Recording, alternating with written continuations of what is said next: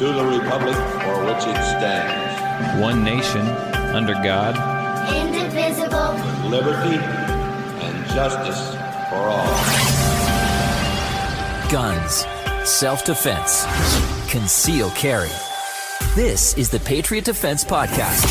From the war room in Idaho's high desert, here's your host, Todd Echols.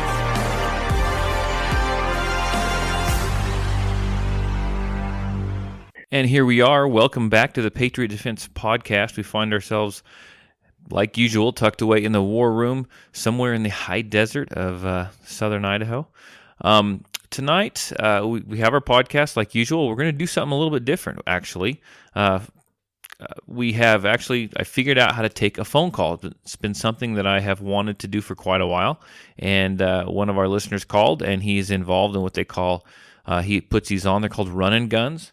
And he's from back east, and he does these, and he approached us about wanting, actually, he approached me a while back about wanting me to be involved in one of these and possibly come up and do one of these run-and guns, and he then offered to come on the podcast and tell us what a run-and gun is. So we look forward to hearing from him. His name is Tiger Schultz, and he's going to talk about run-and guns, and anyhow, let's see how it goes.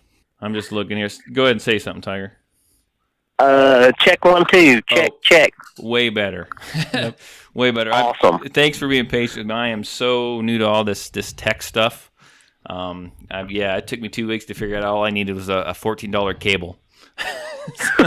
Hey, it's all a learning experience, man. It is. So, hey, I've never met you before. You know me from Facebook. My name's Todd. I got Mark here. Have you listened to the podcast before? I actually haven't. I've never listened to your guys' podcast. I've subscribed, and just never actually gotten around to it. I've got about 10 or 12 podcasts I rotate through, and they keep me kind of busy. But I'm trying to get you guys in the rotation. Hey, no problem. We'd love for you to listen, but as long as you subscribed to me, I really like that. So I've got two of the guys with me today that help me out with the podcast. I've got Mark. Say hi, Mark. Oh yeah. How you doing, Tiger? Not too bad. And I've got over here, I have got Eric. Hey, Tiger, what's going on? No, just sitting in my car watching big windstorm. We've got like 40-mile-an-hour winds going on right now. Oh wow! And you're in Kentucky, right? I'm actually in southern Indiana. Okay, you're in southern Indiana. Okay, I just know. Yep. Okay, but the running. Well, we'll get to that later. But those things take place in Kentucky. Gotcha. Okay. That's right. Yeah. Okay, well, fantastic. Well, you've been trying to get me to do one of these you mentioned it a while back after I was running some of my races on this run-and gun, and you actually approached me a couple weeks ago and wanted to come on here and chat about it. So me and the guys have kind of sat around here and talked about it. We really don't know much about them. We've watched some videos on YouTube, but other than that, they don't really do run-and guns around here that I'm aware of. No, not the Northwest is actually. It's kind of weird because it started in the Southwest. Pecos run-and gun was the very first one, and then it kind of migrated to Oklahoma, which is where most of the people who have started in run-and gun got their start. Was it in Oklahoma, and then 2017 it came east of the Mississippi in Kentucky. And since then, it's popped up in Georgia and North Carolina and a lot in Texas. There's one in Colorado now, but the Northwest and the Northeast is really kind of a underserved area, I guess. Right. Well, they look pretty fascinating. So I tell you what, if you just want to, we'll have some questions for you as you go. But if you just want to, just tell us about them, kind of tell us what it is, what a guy would need to run them, maybe what got you interested in them, and that just tell us about them, I guess. Okay, so the basic premise of a run-and gun and how everything got started, if you look at the history of like I said, like Pecos and Pawnee and stuff, is a bunch of guys who were sitting around and they didn't really enjoy a lot of the competition shooting that was going on. 3-gun, PRS, IDPA, USPSA, all that stuff. It was all fun, but it wasn't really good training for any sort of real life world. It was all games. Right. Is basically what it came down to. It was all gamesmanship. And there's some gaming in run and gun. You know, you can game some parts of it. But at the end of the day, you really you have to run fast and shoot straight. Like that's the premise of it, right? Right. But so they came up with this run and gun idea to test people on how they shot when they're hot, wet, cold, tired, shaky, all of this stuff. And they threw out the shotgun from 3-gun because nobody likes reloading shotguns. I don't care what any 3-gunner says. Nobody likes reloading shotguns. Right. And they basically put it in as a what they call a Second Amendment event. Basically, government shutdown, financial collapse, what a lot of preppers would call a shit hits the fan event, but Right. anything where you would be required to walk around on a daily basis with your rifle and your pistol. Right. And see how you would perform in that sort of scenario. A real life. Right, a real life situation. If you've got to hike home 150 miles and you've got a rifle in your car and a pistol and your everyday carry pistol, which a lot of guys run. Some guys run competition rigs, but I've shot all of my running guns with a pistol that I carry on my hip every single day. What is it you carry that you use? Well, the first running gun I did in 2017, I was carrying a Tokarev at the time. A year ago yesterday, actually, I bought my first ever Glock. I bought a Glock 29, and that's what I've shot all my running guns since then with, which is a subcompact 10 mil. For those who don't know what the 29 is. Came to the dark side. Eric's eyes just lit up. He loves his he loves his 19X, and we give him so much crap about it all the time. Not me. I'm a Glock guy too. So. Yeah, well, I guess I'm outnumbered. Well, I tell you what, since I bought the 29, which I've kept stock, I have now bought and am starting to build, quote unquote, a Glock 40 for competition. I've put a red dot on it. I'm going to put a compensator on it and all that. But I'm a little weird. I don't own a 9mm pistol. I don't like the 9mm round. But that's just me. Man, why do I even got you on the podcast? I don't have anything against other people carrying it. It's just not for me. I also don't shoot 5.56 for that matter. I don't own an AR-15 and 5.56. But anyways, back to the running gun stuff. Like I said, it was to kind of test you out in a real world situation, because a lot of other competitions you don't really get tired when you shoot. I mean, it's all you might move some in 3-gun, but you're not really exhausted like you get in a running gun. So the basis of it is most of them are 5K, some of them are 10K. Occasionally you'll get a 15 or a 20K in there, which usually ends up being like a 10K ran twice. You'll just run the same event 2 times in a row. I'm thinking we need a 50K. Well, I tell you what about that. There's a very select group of people who would be willing to do a 50K. And I could do a 50K at Rock Castle. I've got 2,200 acres that I could circle around, and I could do a 50K at Rock Castle. But the logistics of it are insane because it's just crazy trying to design stages where people don't get backed up. Sure. All that. But I'm hoping this year I'm doing just the 10K. Next year, 2019, looking ahead, which I've got to survive 2018 first. But I'm looking at doing a 10K during the day, a 5K team race at night. There's been some night running guns happening, and that's kind of catching on. But if enough people really are interested in it, I might be able to design like a 20 or a 25K and get into some really gnarly terrain, because we don't have peaks like you guys do out west, but Kentucky's got some hills. Right. And you guys, I'm sure, that'd be fantastic. So the one that you do, the running gun that you put in, I guess I don't know. I look at a lot of stuff on freaking Facebook, but didn't you do one normally in the fall, or is it the spring? Because I'm seeing this one that you were talking about the other day on Facebook that you're selling shirts for. That's in the spring. I thought yours was more in the fall. No. The shirts one is for the one coming up in the fall in a couple of weeks. Okay, gotcha. 2 weeks from today, actually. That's my match. Rock Castle as a facility, which you guys. Rock Castle is Disneyland for adults and gun lovers. It's 2,200 acres of a shooting resort. But But anyways, they do a match in the spring, run and gun in the spring. That was my first one. Was March of 2017 was my first run and gun.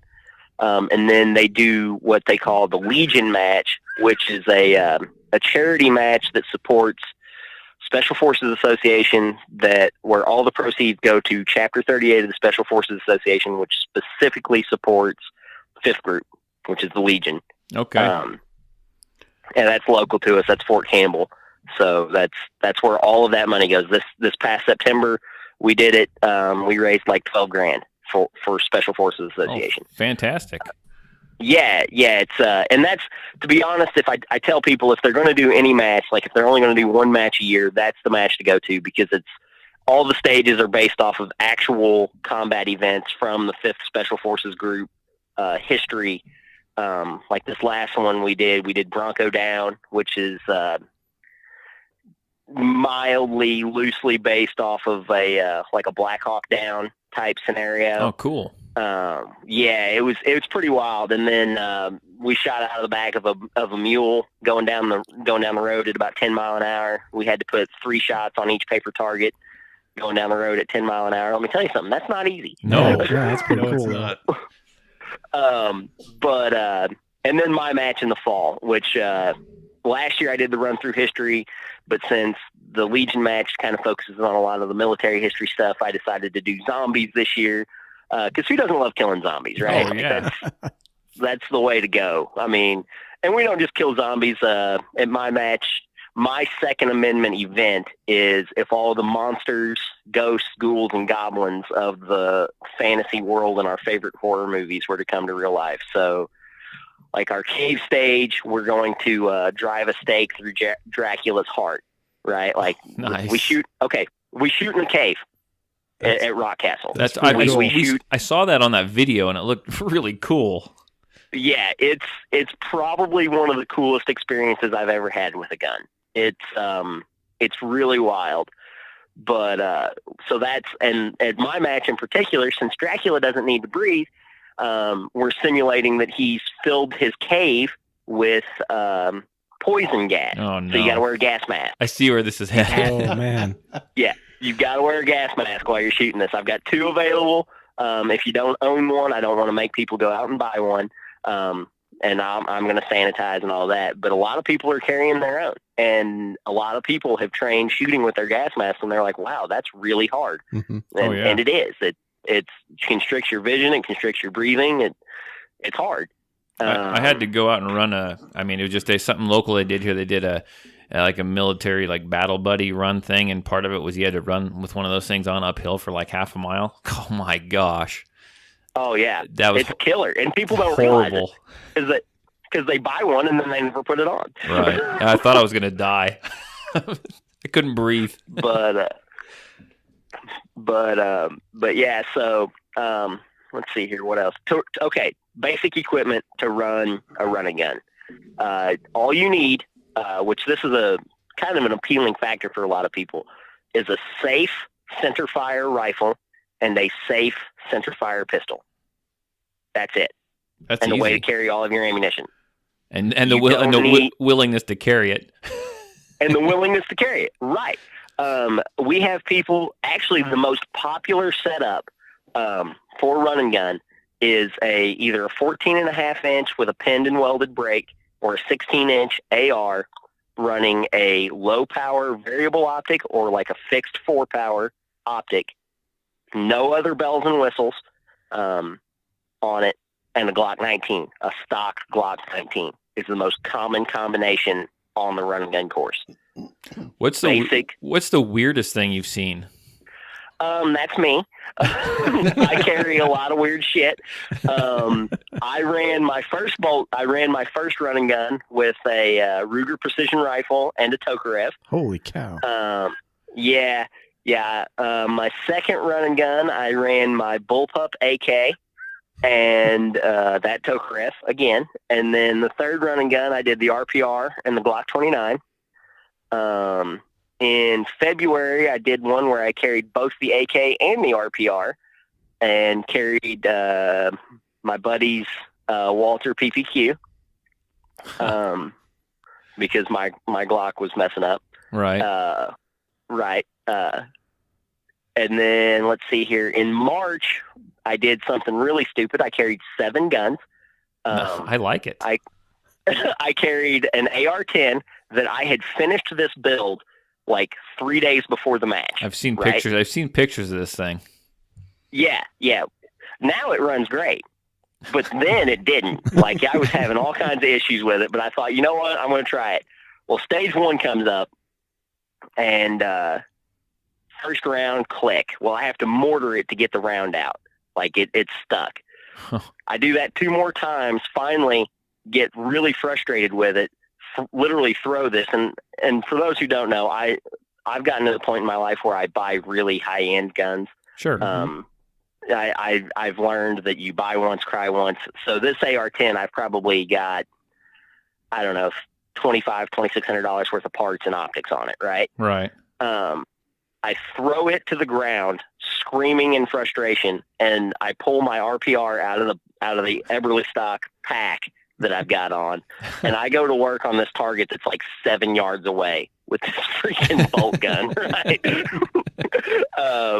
And then I carried my third rifle that I carried at that match was a Mossberg 464 SPX, which, again, for those who don't know, that is the tactical lever action. It's got a tri-rail fore-end, fiber optic sights, and adjustable stock in 30-30. And then I carried 4 pistols. I carried my Glock 29. I carried my Tokarev. I carried a Judge that I shot in the cave, because the rule at that match was anything on paper that you shoot with a pistol required 3 hits. Well, with the Judge, I could load it with critical defense ammo, pull the trigger 1 time, and put 3 holes in the target. There you go. Oh, yeah. Faster that way. And then, yeah, right. And there were only five paper targets in the cave, so I actually smoked the cave. And then I carried my buddy's Walter PPQ that I actually didn't shoot. I just carried it. But, yeah, so we've got guys who run it. There's one older gentleman who runs all of his matches with a Garand. And he ran his first one with a Smith & Wesson M1917 revolver. He's recently graduated to a double-stack 10mm Rock Island Armory 1911. Nice. The high cap? Yeah. And I've seen Enfields. I see Scars occasionally, AUGs, a couple of Tavors. I mean, some people run some really off-the-wall stuff. It's like a freaking gun show, man. Oh, man. And the run and gun community is the best community I've ever found. Like, the guy who's running a Scar, if you show up and don't have gear, he's like, "Here, man," and he'll hand you his $2,900 rifle. Like, Here, run it. Here's ammo. Here's my rifle. Go have a blast. Actually, in March, there was a class called Combat Class where you had to finish with 25% of your body weight, carrying 25% of your body weight. So that doesn't count any water you drink or ammo you expend, right? So a lot of guys were stepping off with like 35%. One of the obstacles was a slack line. And people had figured out that the easiest way to do a slack line is to hook a carabiner to your belt, slap it on the slack line, and just fast rope across. Right. This guy finishes a race. There's one of his buddies is getting ready to run the race, and is one of his main competitors for this award, like this winning title. He says, "Hey, man, do you have a carabiner for the slack line?" Brian Ray is the guy's name, who was getting ready to run off. He said, "No, I don't." And Trevor hands him his carabiner. He says, "Here, take mine." Brian beat Trevor by 2 points. Oh, wow. Yeah, that's how close they were. If he hadn't given him that carabiner, Trevor would have won, and Trevor would do it again in a heartbeat. Guarantee it. Just a sense of community and stuff, and you get that in most, gun folks, I guess. Yeah, it's really cool. I see that when I go out and run these trail races, these 50K ultras and stuff. You get that same thing. You get the sense of community, and everyone wants to help everyone. And if you're having a rough time on the trail, someone will give you, even though they may need it, they'll give you their food or their energy bar or their water or whatever it is. So that's awesome. Absolutely, yeah. It's like there is And I mean, obviously some people show up to compete to win. Sure. But most of these people are doing it. There's a lady who's going to be at my match. She did her first one in March of 2017, like I did. She came back March of 2018, and her goal was to come in one position higher than she had in 2017.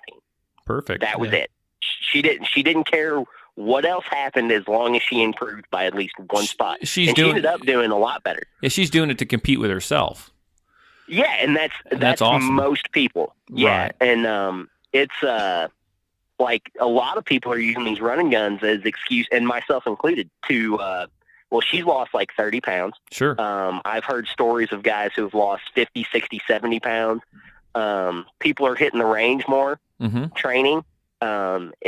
It's all about, and actually that's most of the running gun community are like, the events are almost just like parties where we get together with these people that we want to hang out with. Sure. The real reward happens in between matches. Right. Yeah.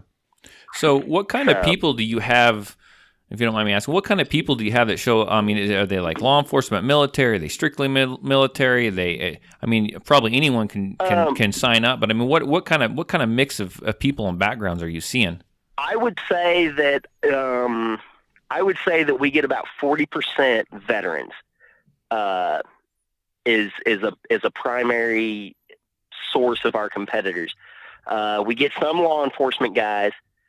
We get some active duty people, but that's less common due to schedules and leave and all that. Sure. And then the rest of them are just civilians who like to shoot, want to stay fit, and want to try something different.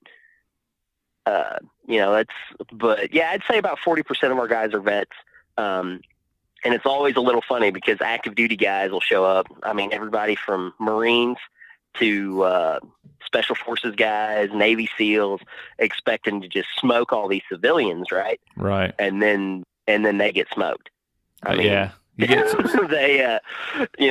they learn real quick that competition and combat training have very little to do with each other. Right. So what do you, I mean, and these, 5K, 10K, whatever they might be, what do you, I mean, you're carrying a substantial amount of weight. So what are you seeing people do? I mean, I guess it probably varies. You're seeing people run these things, walk these things, just trudge along, jog, and what are they doing? Both. Yeah. All of that. All of that. Crawl. Yeah.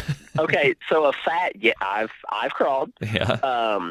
So like a fast 5K run time at Rock Castle is 55 minutes to an hour. Okay.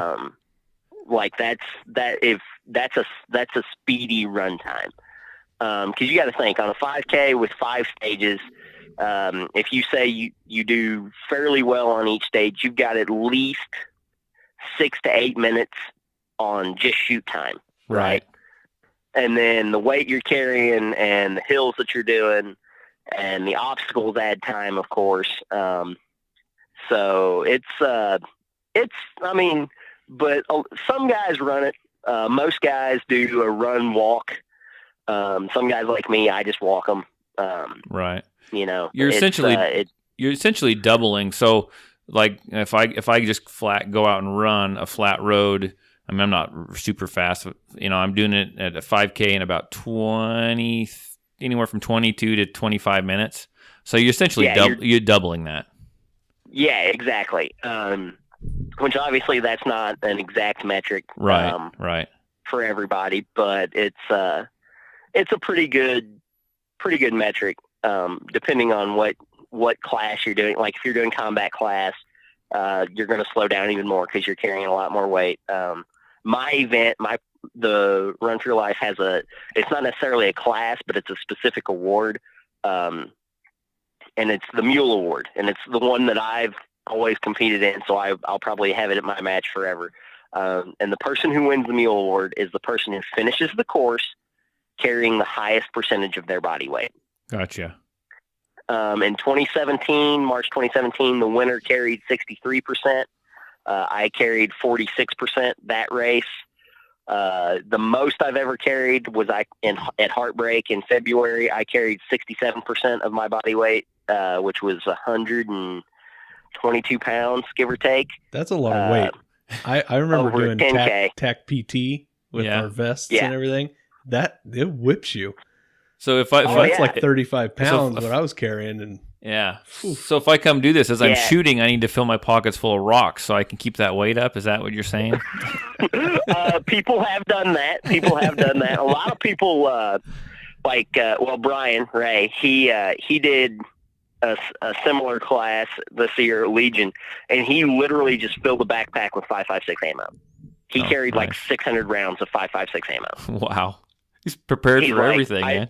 Well, he said, I need the weight anyways, and this way, if I run out of my primary ammo, I can just grab a freaking mag out of my backpack and keep on rolling. That's, I'm really kind of interested in this thing. I'm thinking I want to give it a try. It just depends on when you schedule your one next year, whether or not I can make it or not. So, well, it'll be one of the weekends right around Halloween again. We're going to do zombie again in 2019. And then, and like I said, we're gonna do a 10K primary race. I might do a 5K if enough people really bugger me about it. Right. I'm planning a 5K nighttime match as a team match, and then on Sunday I'm going to do something that, as far as I know, has never been done before. I'm going to do a 3K rimfire run and gun. Cool. It'll be all 22s. I want it to be something that's very kid friendly, very wife friendly, or husband friendly for those women whose husbands don't shoot. 3 stages, super quick, super fun, like $20-$25 entry fee. No prize tables or anything like that. It's basically just a fun run, but because who doesn't love shooting some 22s, right? Oh yeah. And then of course Rock Castle. It'll give everybody a reason to stay Saturday night. Because Rock Castle, there's a lodge right there on site. It's a 100+ room hotel. It's got a bar. It's got a full service restaurant. It's a really cool place, and it's the fun part for me is talking to everybody after the match. Oh yeah, checking out everybody's guns and socializing, having a few beers, all that stuff. The best part of these 50Ks that I do is afterwards, and everyone's eating burgers or steaks or whatever they're cooking. They're hanging around the tent. And then it's really funny to see them get up out of the chairs and try to walk when they're done. Right? Yeah, for sure. Actually, it's funny because I've RO'd all the running guns I've ever done, and the first one I did at Rock Castle, I got back. And I walk into my room, and I need to get back out to RO for the rest of the ROs, right? Because I ran on a different day. So I'm kind of in a rush. I literally just stripped off all my gear, which was soaked, covered in mud, a little bit of blood, grime, everything. Left it all laying in the middle of the floor, of the hotel room floor, right? Changed clothes real quick, went out and did the rest of the day RO and blah, blah, blah, blah, blah. Got back to my room that night. All of my gear was stacked neatly in the corner, and my room was clean. Like housekeeping had come through, and they had just stacked all my shit up in the corner really nicely and neatly, and cleaned my room for me. Like never said a word about how dirty it was. We have people tearing down ARs in the lobby. It's nice. Hotel. Yeah. It's a pretty cool place. How much? What? I know you kind of threw out the price of maybe the rimfire, but the centerfire stuff. What does something like that run? Ballpark. What does that run for a guy to do? My match is $75, which for a lot of people who shoot 3-gun is next to nothing. Heartbreak in February was $40 last year. It'll probably be $50 this year. The most expensive running gun I've ever seen was like $100 to $120. These are very accessible matches, right? And as a community, we try to keep it that way, right? We want new people to come in and do these, and then maybe go home and start their own. We want it to be the next thing in shooting sports, but at the same time, we want to keep that small community sense and feel. Sure. So how many people do you think show, like your match, how many people do you think show up and participate? Is it 100? Is it 50? Is it, what is it? I cap my match at 75 runners. Okay. At Legion, we had, that's not including ROs, 75 runners, not including ROs, because they run a different day. Sure. At Legion, I think they had 80 runners each day. That's about it as far as, especially in the early spring, late fall time frame, because you start running out of daylight. And you've got to figure that your last runner, say for my 10K, I've got to figure on my last runner possibly being my slowest runner. Mm-hmm. So he needs at least 3 hours of daylight. Okay. To run. And that's another thing. This isn't like maybe some of your 50K races or anything where you all start in a big group and then kind of stretch out as you go. Right. You have to stagger these. We release a runner every 7 minutes. And do they have how we do it? And maybe you mentioned it, and I'm thinking about questions while you're talking at the same time. Is there an actual cutoff? I mean, do you see if someone's been out there for 3 hours, he's done, he's gone? Do you have to make it to a certain point, or? No. There's we have rules in place where we can do that. Like I cap mine at 3 hours. But 9 times out of 10, if you're out there, I'm not going to pull you unless it's become a safety thing or you just run out of daylight. Like the 10K in February where I carried 120 plus pounds, it took me 6.5 hours. Oh, I would imagine. Yeah. So is there people along the, I mean, there's ROs at every spot where you have to shoot. I mean, is it accessible if someone wants to, what if I bring a buddy of mine, he doesn't want to do it. Is there a spot where he can watch, or is it just pretty much at the beginning and at the end? He can watch, like at Rock Castle, he can watch most of the stages. There isn't really a spot where he can watch the running in between. There's a few spots where he could watch you run, but most of the stages are accessible by car. There's a few that aren't. But the same at Heartbreak, I guess, the same out at Pawnee. The stages are all, like I said, mostly accessible by car, and you can come and watch it. We get some people who do that. Last year I had about 100 runners, including ROs, and I had about 250 people show up, families and all of that. Cool. So it's nice. It's nice when you make it kind of family friendly to a certain extent, because then the guys. So if I go and do this, I mean, I don't know if she will, but my wife may want to come as well, and she's never been there. She's going to want to have a where she can watch me, or a place to hang out, or something. And that's the beauty of Rock Castle again, because she can hang in the hotel room. There's a winery at Rock Castle. There's a golf course that we run across. There's all kinds of stuff right there on site that she can do, or she can watch you. A lot of guys are starting to run with their kids. Their 10 and 12-year-old kids are starting to do these things. That's cool. So what they'll do is they'll run the course for their time. And then when they get back, they'll strap their kids up in all the gear and go out and run it again with the kid, And I think the youngest competitor we've ever had was 9. And wow. He did the course, and he did great. He ran a little mini 30 carbine. That's cool. It was a cool, and he had full World War II H gear, mag pouches, the whole 9 yards. He was a World War II soldier in bright red shirt and basketball shorts. I mean, very what nice. He did. Very nice. Yeah, it was. It's kind of a, and again, that's what we're trying to aspire to. There is a family friendly, very accessible thing. Like that's the kind of people we want to be around. So that's what we advertise to. It sounds like it. I mean, I'm going to liken it to like a Spartan race, but with targets and firearms. I mean, that's essentially what it is. I saw the videos, guys crawling under barbed wire and going down tubes and trees and those slack lines, and that looks pretty awesome. Yes, it's and that's actually how I've always described it to people. It's a tactical 2-gun centerfire biathlon mixed with a Spartan race. That's awesome. Cool. The Spartan races were pretty good. I kind of like those. So I don't know. This sounds like it's right up my alley. What about you, Mark? You going to show up and go in the next fall? I'll show up and cheer you on. I'll help you train.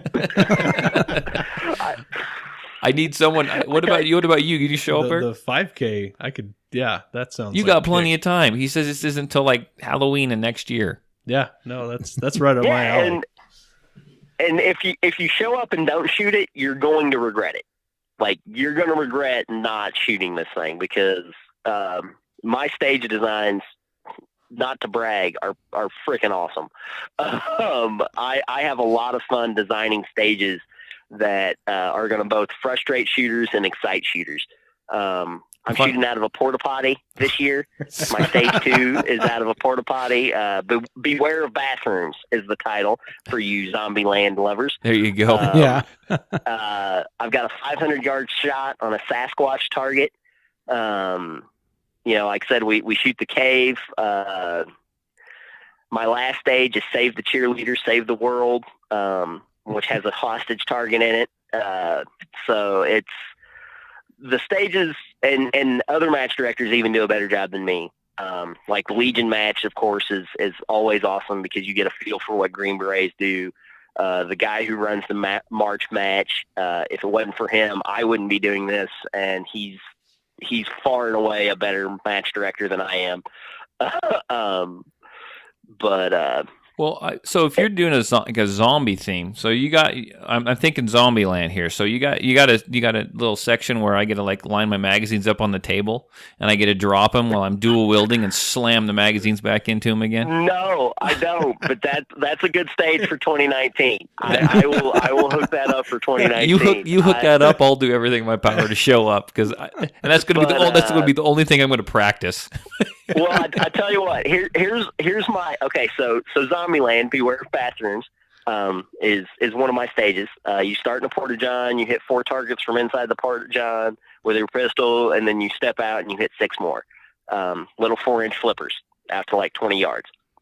Nice. Yeah, which a lot of people freak out about that. They're like, "Holy crap, a 4-inch target at 20 yards!" I'm like, "Yeah, well, practice with your pistol." Yeah, exactly. And then the Walking Dead is another stage that I've got. My stage 5 is called The Walking Dead, and it's all 6-inch targets from 40 to 75 yards out.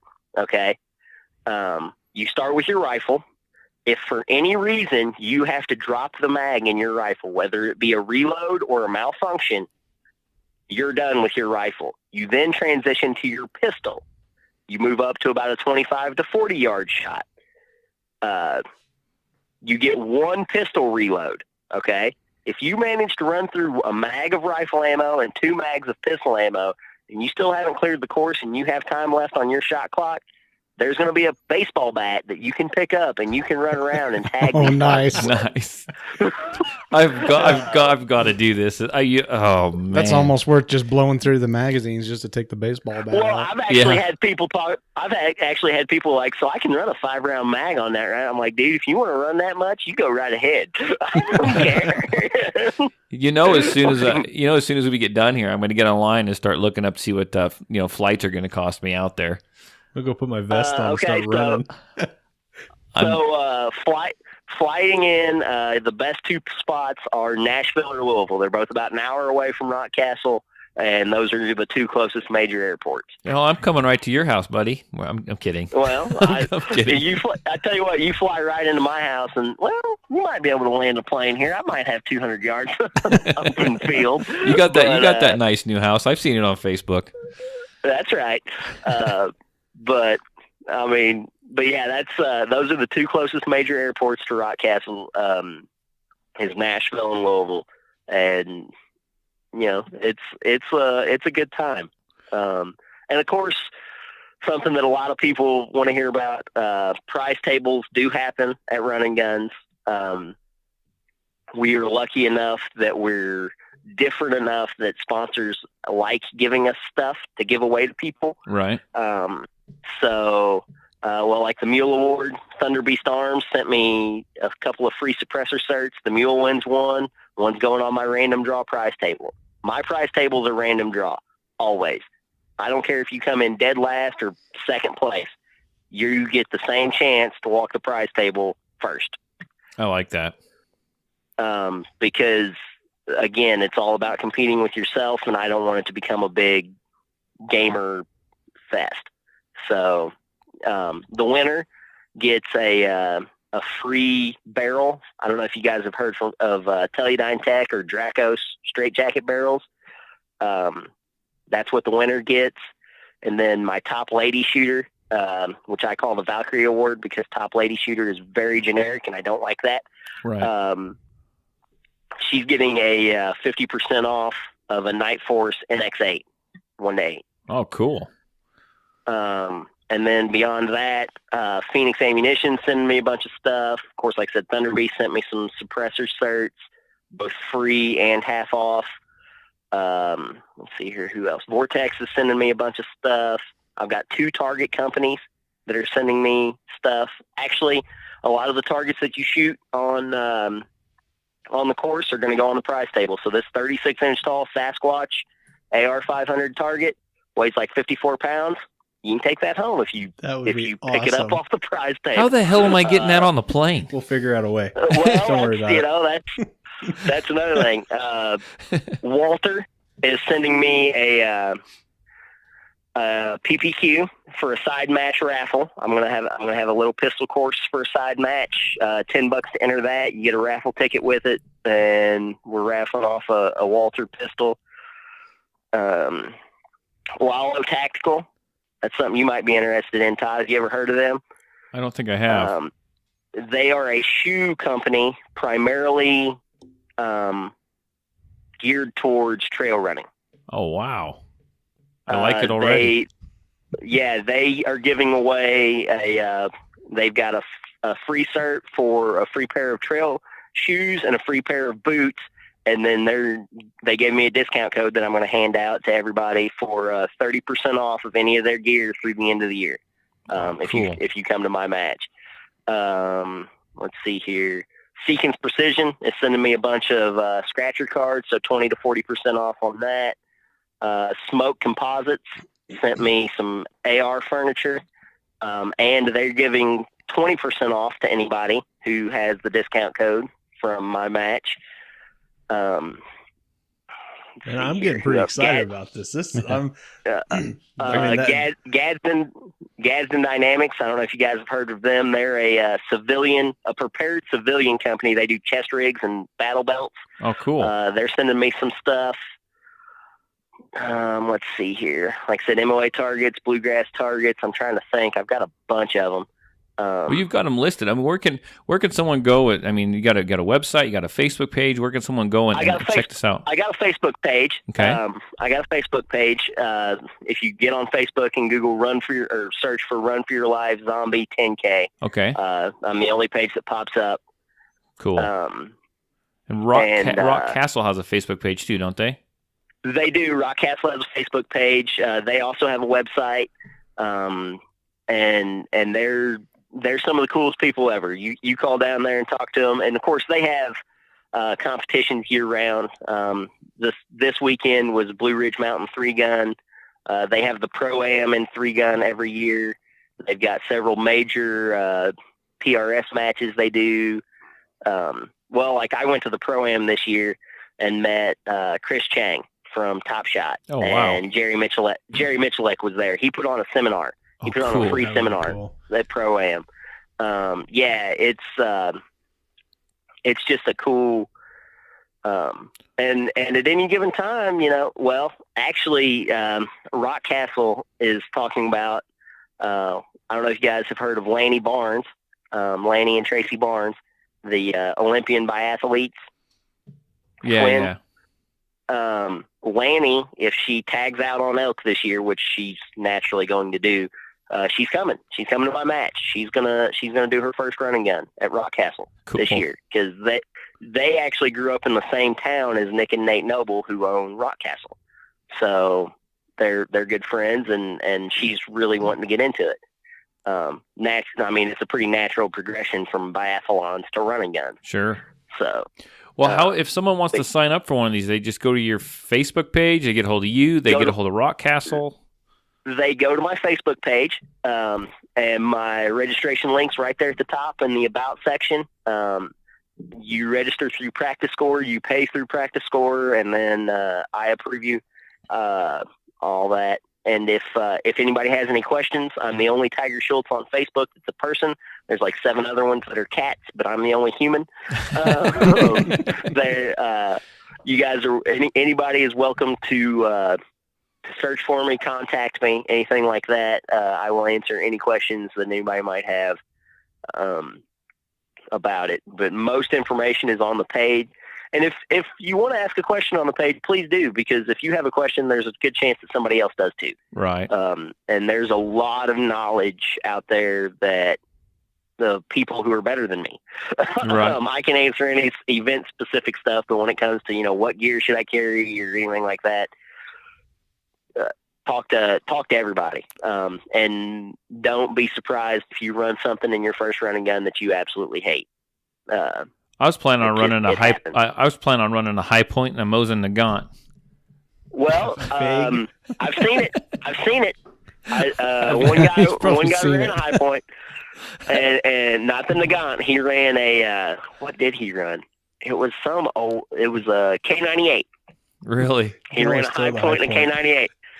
Let me tell you something about high points, though. They run. If they work out of the box, they will go bang every single time. Oh yeah, they will. I give them. We trash them all the time here, but you know what? That's one thing I've had them come through my classes, and you pull that trigger, they go bang. They do go bang, and most of them are really kind of dead nuts accurate too. Well, right. The only thing about a high point is they're big, they're heavy, and they're ugly. And you got to carry an extra 5 pounds. Right, exactly. But actually, it's funny because I was listening to Primary and Secondary podcast, and they have the guy from Knights Armament on there quite a bit. And their pet project, whenever they were talking about high points, was they were going to take a high point 10mm carbine and turn it into an open bolt machine gun.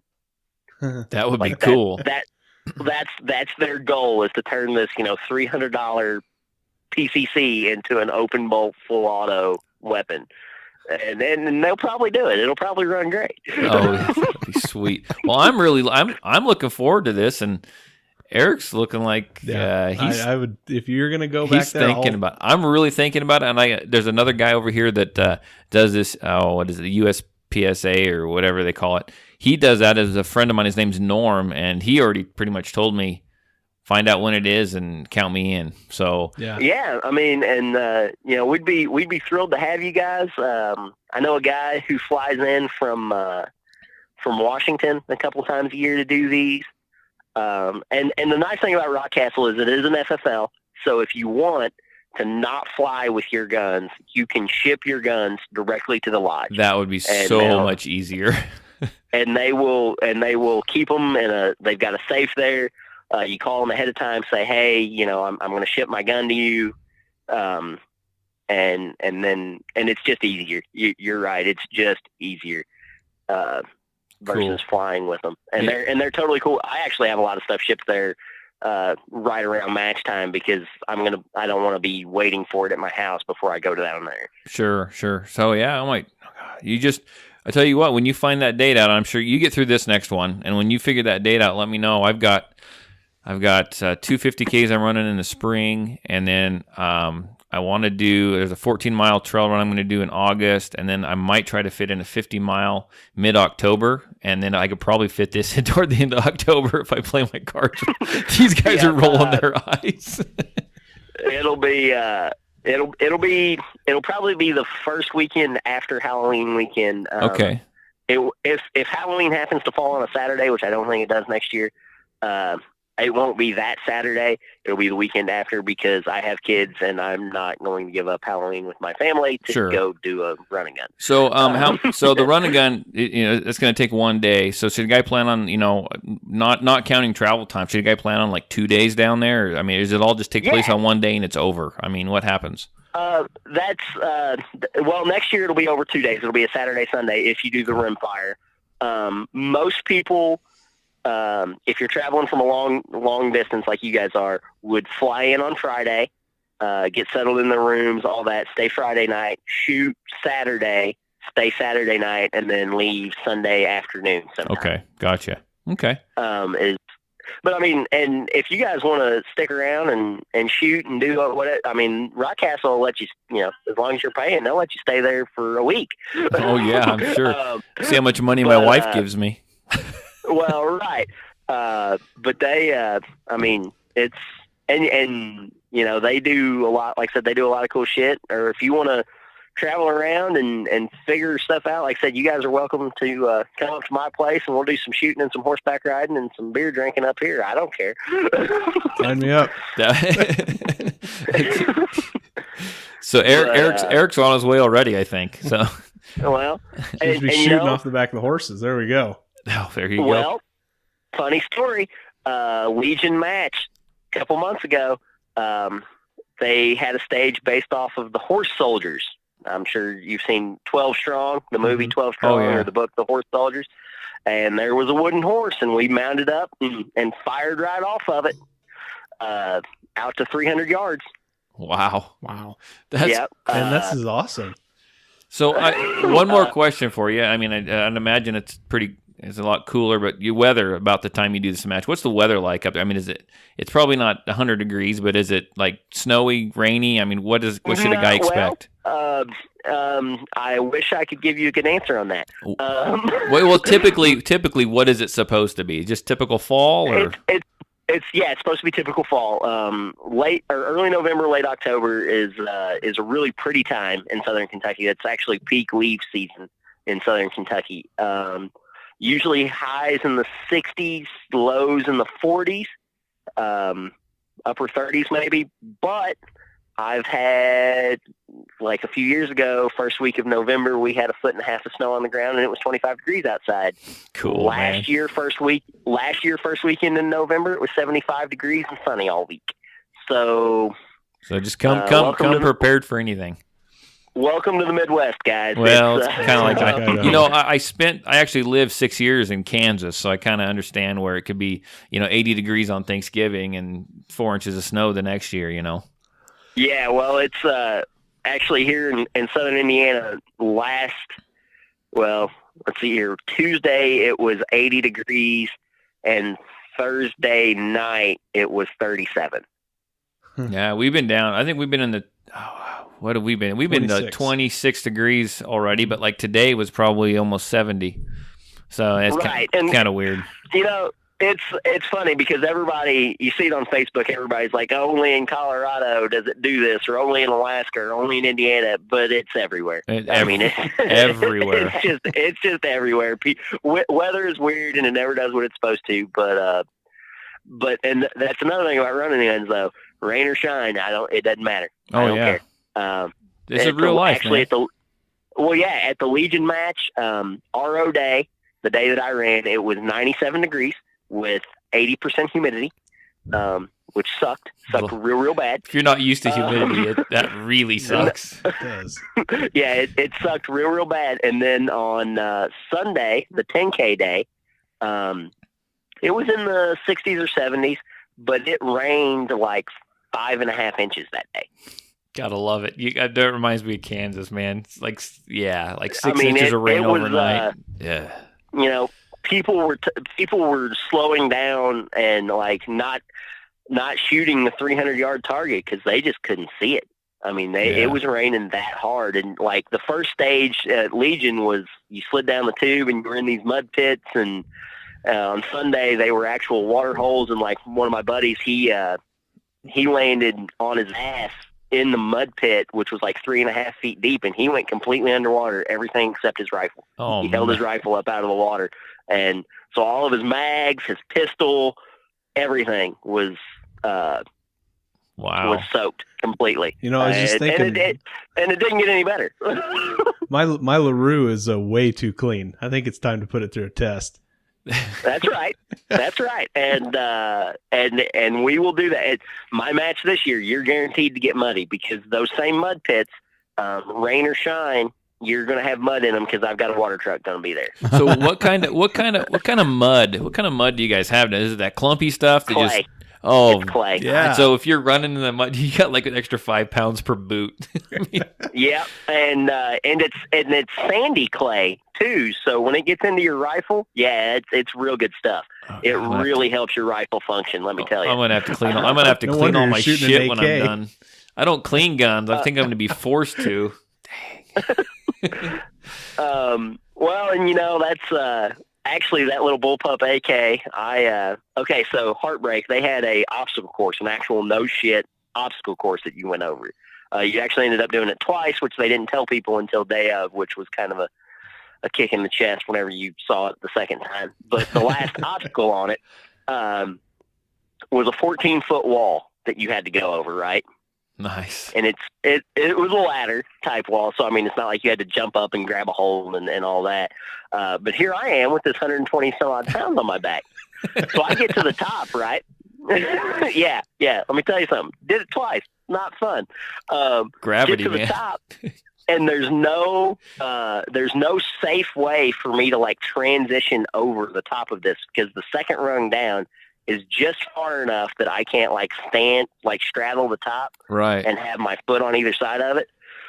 So I actually stood up there for like 5 minutes the first time I was up there, and I'm like, man, I don't even know how I'm going to do this. Maybe I should just climb down on the side I'm on and call it good. You know, because safety is paramount. People would have understood if I had done that. And I'm like, no, you know what? I think I can take this pack off and drop this over this wall. So I did.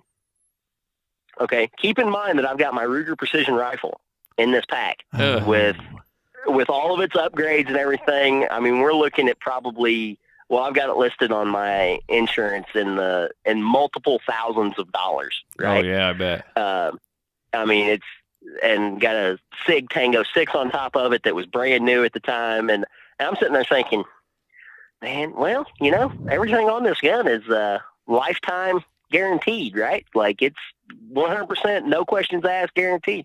So I dropped this 122 pounds off this 14-foot wall onto this gun. Well, I actually tried to land it on my AK because I thought this AK is going to run regardless, right? Right. And I get to the stage 3 after I did the course the second time. So I've now dropped this thing off the wall twice, and I've got this giant chunk of mud stuck in my action, right? And like all over the stock, which a bullpup, you know, that's where I put my cheek and everything.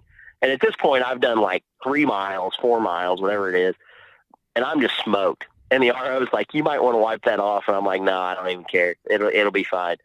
And he's like, all right, shooter ready, beep. And I start shooting, and he gets mud splattered in his face because the action is cleaning itself out as I'm shooting. Like it's just slinging this red clay all over the place. And I'm like, this is why I run an AK, because if I'd been running an AR, no way it would have ran, because I mean, it was like ground into the ball. I still haven't cleaned it. I still have that dirt in my bolt. And that was in February, but well, I'm crazy excited to give this a whirl, man. I didn't mean to cut you off there, but no, you're fine. And I tell you what, if you do it one time, yeah, it's we call it a sickness. Yeah. It's a sickness. It's you're gonna want to do it again, and being as you guys are a little bit more of a distance from anything on it, you might want to start your own out there. You know, we talked about that, and I just don't know. I mean, we haven't, not like we've had any, you know, heartfelt meetings about it, but I mean, where would you do something like that out here, Mark? I mean, we've got the desert and stuff, but that's all BLM, and that's all, you got to get permits and permission and have meetings. And right. It's crazy. Well, you'd have to find something like a ranch or something. Yeah. Pawnee does it on a farm. They do it on a private farm. Yeah. Pecos, I think, does it on a farm as well. Ranches would work great. A couple of ranges that I know that do them that don't have the land that Rockcastle has, where they have like centralized bays, they do loops, and then you come back and you shoot in a bay. Like they have 3 or 4 bays that we shoot in. And they're still getting the heart rate up. You're still getting that. Yeah, right. And you put, they put, at Heartbreak, they did caches of like little items, like a little army man and crackers and a spoon, just really lightweight, small stuff. The first one was a teddy bear. I still have the teddy bear. He does every running gun with me. I carry him at every running gun I do. But to prove that you had done the full loop, that you hadn't cut the loop off, right? They just put it at the farthest point of the loop. And it worked out really well. And they put like I said, they put obstacle courses out there and everything. And so that's how you do it if you have a smaller range facility. but a ranch does work better, or a big facility does work better, so you're not coming back to the same spot every time. So I've got this is a little off topic, but you said they put little caches out there that you have to find. I forget the name of this race, but there's this race they do over there somewhere. I want to say it's like, I don't know if it's the Appalachians or what it is, but anyhow, this really eccentric old man puts it on, and he leaves like pages of books out in the woods, and you got to like use like your compass and go. Anyhow, it's on YouTube. I'll find it. I'll send you a link because I think that you would actually really freaking enjoy this.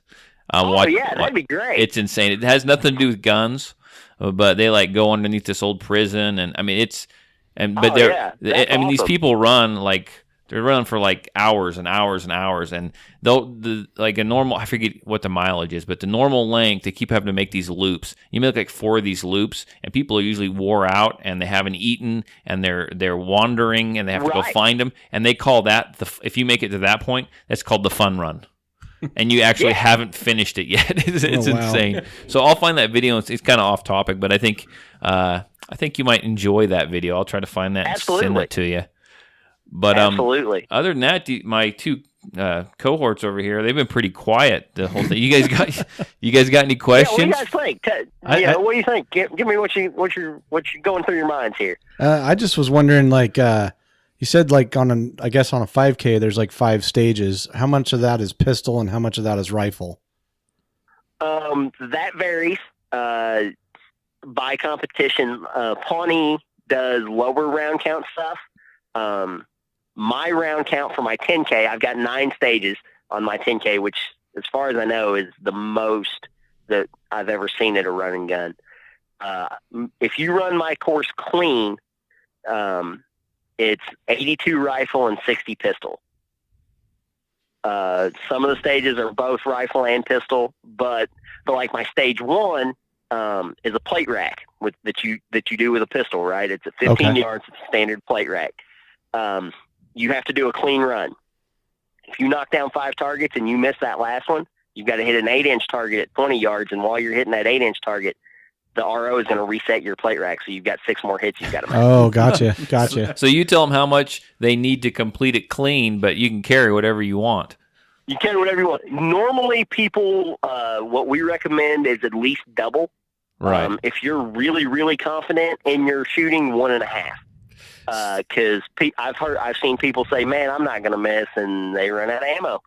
Yeah, if I make it up to do this thing, I'm confident I can get through the course as far as the running and the mud. I got no problems doing that, and I think I'd be okay at the pistol. It's I'm more confident in the pistol. The rifle, I am not a rifle shooter. I can kill a deer, and that's about it. In fact, I haven't touched my AR in like 3 years. Well, most targets are 4 MOA or bigger. Okay. We're not precision guys, but fundamental, especially my match. My match is very much geared towards fundamental marksmanship. That's why you have to do a clean run. 6 hits in a row at a 6-inch plate at 15 yards. It's not that hard. Okay. It's really hard if you are trying to rush through it, right? Right.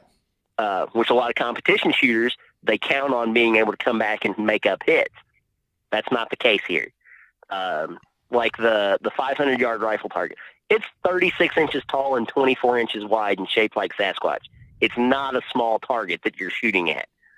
But if you don't know your drops out to 500 yards, that's a tough target. You only get 5 shots at it. Wow, that's still way out of my comfort zone. I'm gonna have to start shooting, and I'm gonna have to start running with a weighted vest. Yep, that's what I'm here for. We'll train for that one.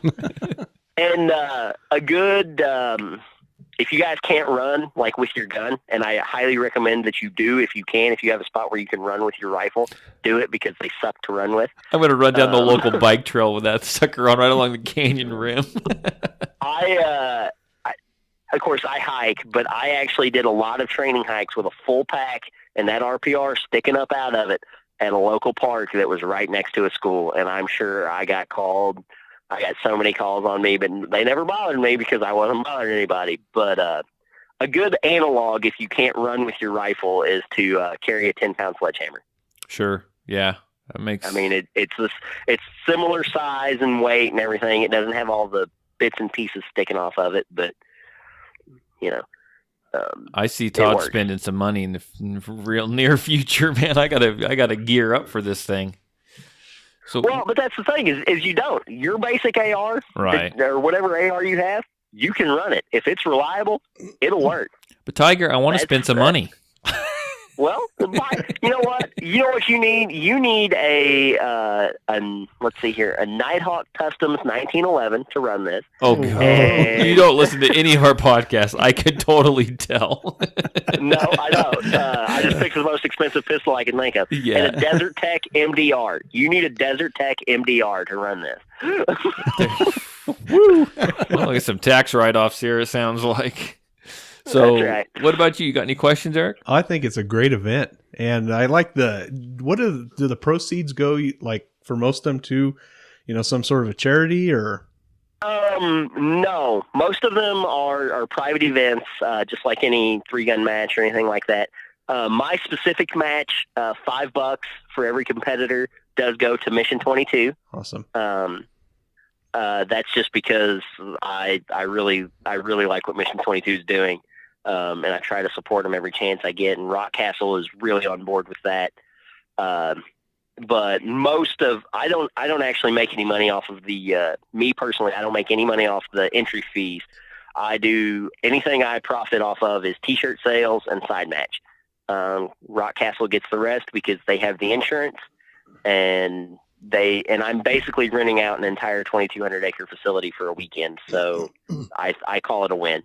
Oh yeah, definitely. Yeah. I mean, that's, they're great people. And like I said, they didn't take a dime at Legion, not a single dime. They comped RO rooms. They did everything they could to support that match and to support the 5th Special Forces group and the Special Forces Association. Oh, fantastic. That's great of them. And yeah, they, like hurricane evacuees, because Southern Kentucky is like really close to being, as the exact right distance you want to get away from the coast in most hurricane situations. Right. I know for Michael, they took in like 30 or 40 people at least, and they cut rates to basically nothing. Like it was basically whatever their cost was to run a room for people evacuating for like a week. They put these people up for a week for next to nothing. Oh, great. They are top-notch people who really want to help everybody. So, well, we've had you on for over an hour now, man. This actually flowed really well. I think it went well. You guys got any more questions? I think it sounds like an awesome event. They're just like staring at me like, Todd, we got to get plane tickets. Yeah. So I bring my boy and go do this. I tell you what. Go ahead. And I tell you what, if I put out a general call, I have a group of people that I use as ROs that I know and trust and everything, but there's always slots left over. And if you guys want to RO it, I could always use some good help. And what you get for that is you get a T-shirt and a free match fee.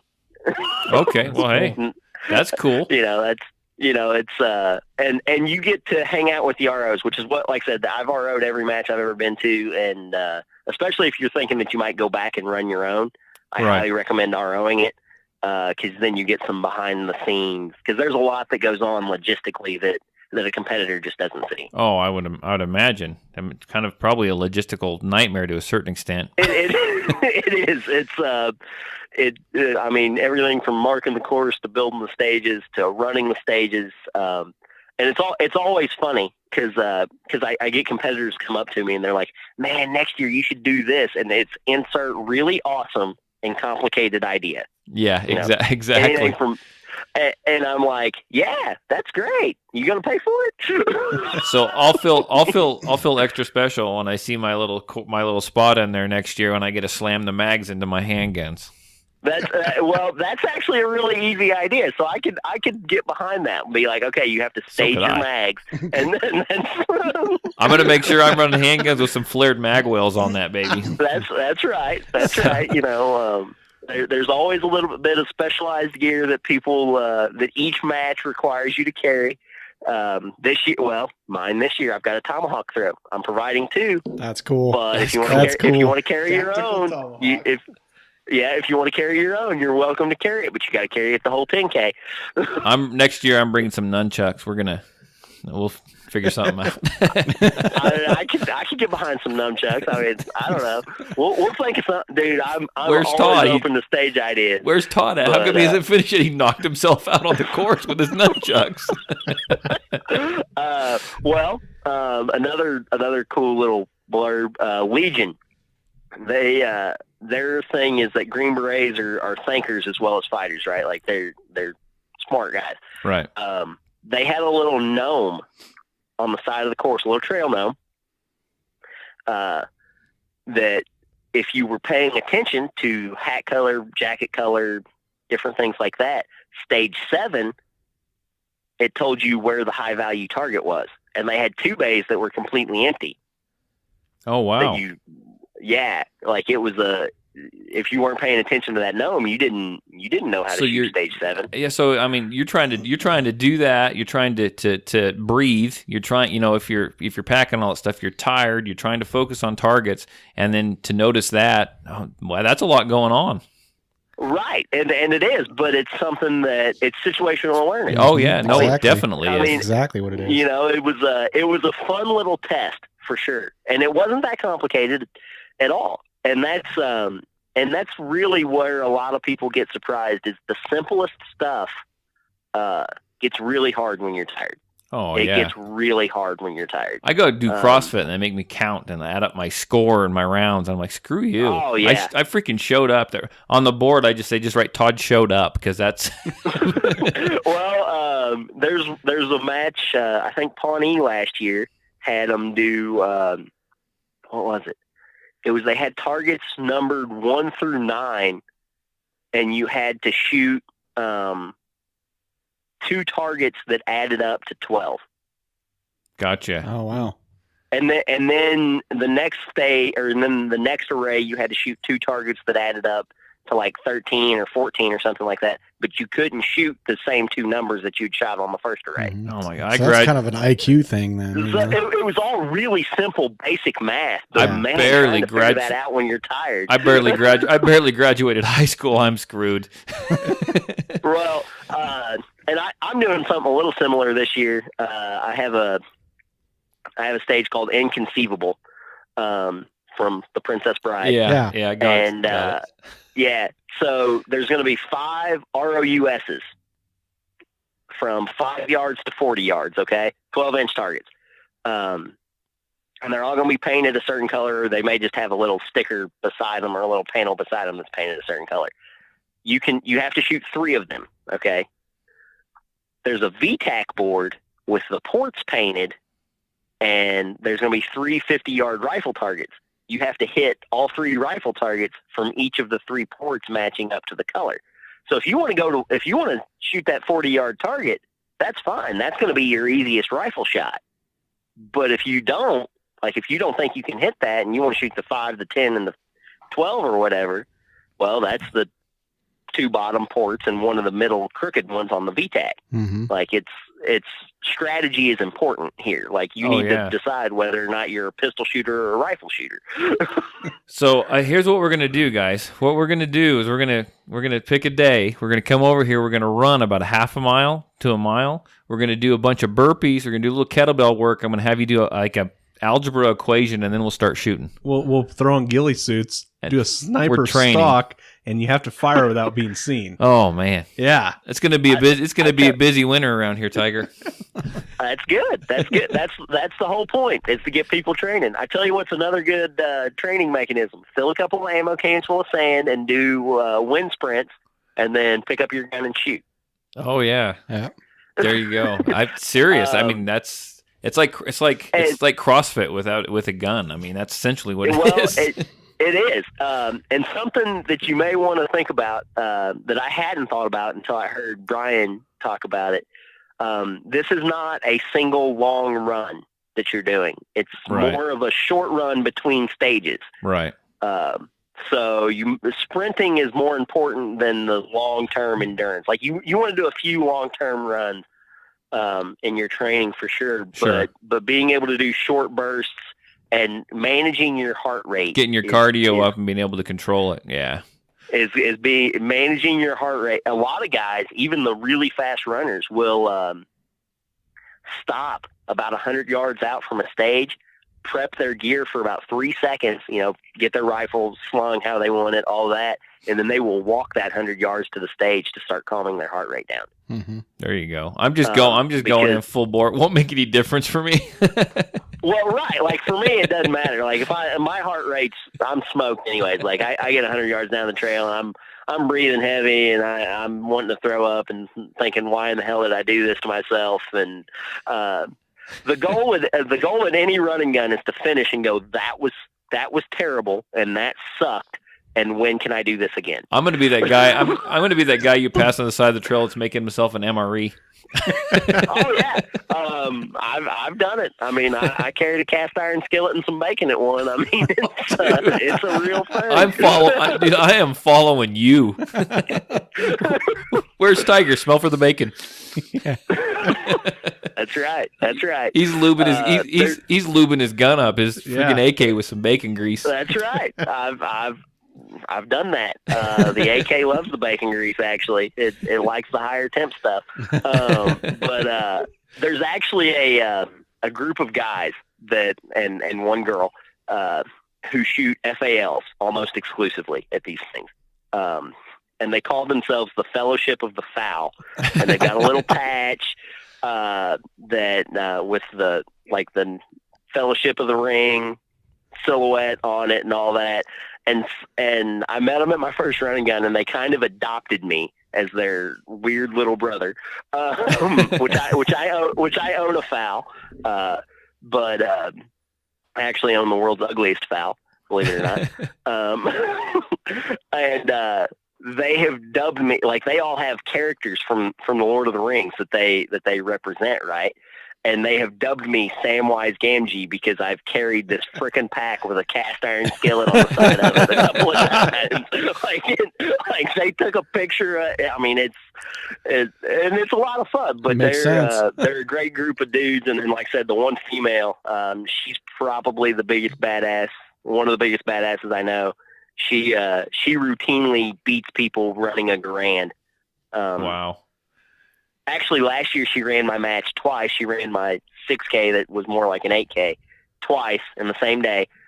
Signed up, paid 2 fees, all that. She ran an AR-15 her first run because she thought that would be her competitive run. And then she ran an FAL her second run. And her second run was both faster and she shot better. Wow. Huh. She took top lady, top 308 shooter, and her 2 runs, her FAL run, she was 4th. In her AR run, she was 7th overall. Fantastic. Wow. She's a badass. So when I explain what this is to people, I've started to develop a mental picture. I'm going to call it a Spartan / 3-gun / cosplay. That's where I'm going. That's where I'm going with this. Well, and being as I'm a Halloween match, we are having a costume contest. I don't know what the winner's going to get yet, but it'll be something. Cool. And I shudder to think of what it's going to show up because I know one dude specifically bought a tutu for my match. Oh, I'm man. not sure where he's going with this, but it's going to be awesome, and I'm excited to see it. He's another badass. Him and his wife both are usually top 15 competitors. They have a 12-year-old that's running my match. So it's a good time. But yeah, so I do have a costume contest going on. There's a possibility of some zombie makeup going to happen with the ROs and stuff. It's all a good time.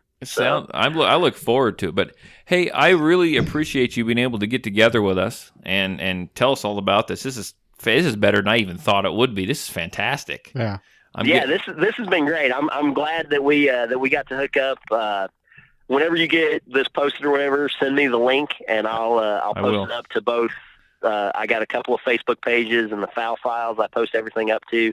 You guys might get some new listeners out of this. That would be awesome. So my plan is to maybe possibly get this out Oh, it'll be sometime tomorrow. Latest it'll be like Monday sometime. But I'll send you a link to it. And I tell you what, we'd love to. I know you're busy right now, but we'd love to get you back on after everything's settled down, after your next this upcoming match. Just kind of get an after report of how it went, and absolutely, that'd be fantastic. Absolutely. I'm totally down to do that, and we will. We can definitely get together on that. Okay. And maybe if some of your listeners have other questions that we didn't answer, because I know Sure. we kind of rambled around or whatever. I mean, I'm always willing to talk about guns and running guns and all that. Oh, no, that'd be awesome. I'm sure I'm going to have more questions, too, once I kind of go back inside and, process all this. We're out in the war room right now, but once I get back inside and settle down on the couch, I'm sure I'll start processing. I'm sure I'll have a list of questions, because I'm actually really interested in coming down there. I really am. I'm going to go in and convince the wife here in a few minutes. So and bring her along. Shit, like I said, they've got a winery down here that is fantastic. Okay, I may have to do that. Well, I'll see. I may just want to come down myself. We'll see. It'll just be like a boys' trip, man. It'll be fun. There you go. So anyhow, you have. I know it's probably pretty late there, so you have a good evening, and we will talk to you later. All right, I'll talk to you later, guys. Thanks. Bye. Bye. Well, what'd you guys think? That's pretty cool. That was pretty freaking awesome. Yeah, we'll just be a couple more minutes. I think we'll just finish this out. So no, that was awesome. I'm looking forward. I think I'm going to try to go. I have to agree. That's right up my alley, because it's more fun than just running. It's a full on experience. I want to bring my boy and do the rimfire with him. That would be cool. Oh, he'd love it. You going to join us, Mark? I don't know. I'm on injured reserve right now, so. Well, this isn't until next November. You could join the Patriot Defense Boot Camp. We'll see. We'll see where I end up. So okay, well, I think that went over an hour, so I think it's pretty good for this. We will finish this off by. You're really good at doing that. Oh, reach across the room there.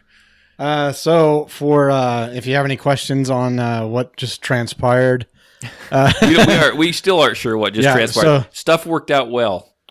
Yeah, if you do have any questions for Tiger or any of us for some other topics, call us at the podcast hotline 1-208-696-4397. You can also reach us by email patriotdefense13@yahoo.com. We'd love to hear from you. Share this with your friends. I do want to give a little shout out right at the end here to the Schellenberger brothers. They're listeners from Cuna, and they came in and saw me at the gun counter. So thanks for listening, guys. Anything else? Yeah, I say like always. If you like the podcast, share it with your friends. Post it on Facebook. Post it on any gun sites you're on, gun forums, whatever.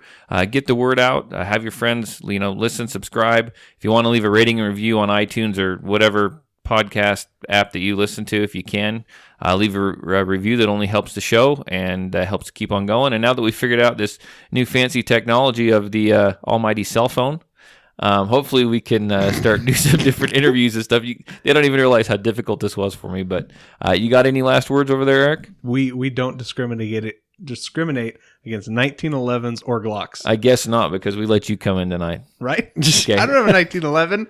You got or high points. Glock. High points are welcome. They're bricks. I'm going to go buy 4 of them just because I can. Yeah. Okay. I love the crappy guns. That's right. See you later. Bye.